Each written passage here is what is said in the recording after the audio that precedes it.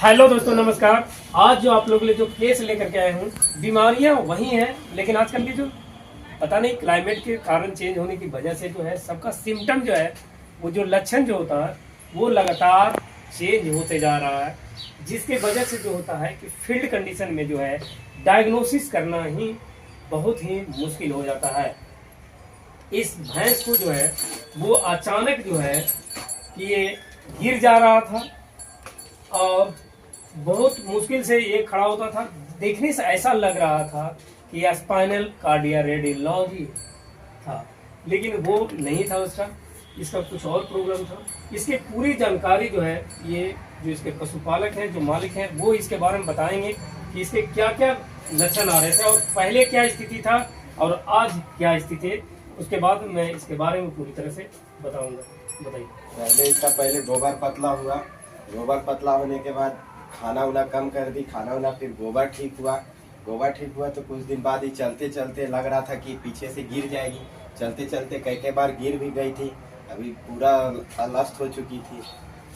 उसके बाद अभी जाके आँख से पानी वानी सब आता था, अभी जाके कुछ ठीक ठाक है।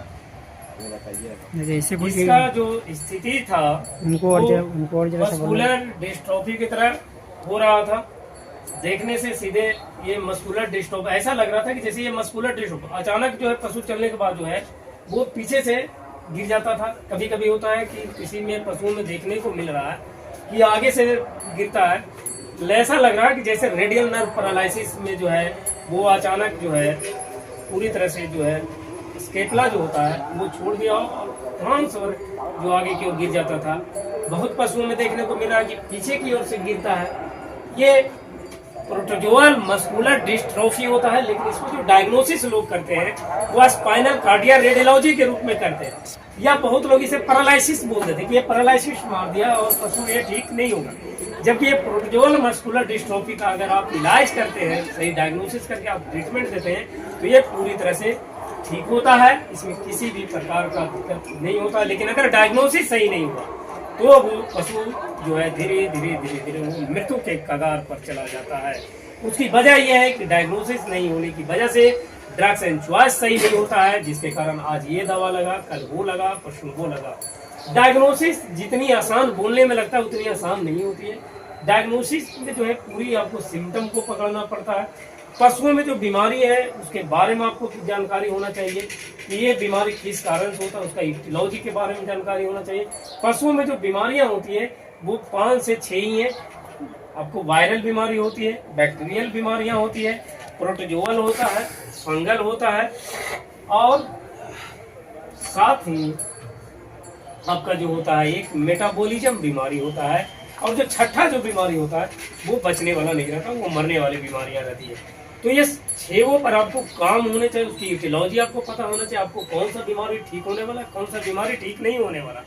बहुत लोग जाने अनजाने में जो नहीं ठीक होने वाली बीमारियां रहती है उसके पीछे परेशान रहते, खुद भी परेशान रहते, पशु भी परेशान रहते हैं और पशुपालक भी परेशान रहते हैं। तो ये आपको डायग्नोसिस में आना चाहिए कि कौन सी बीमारी का जो है कि आपका इलाज जो है वो होगा, सक्सेस होगा।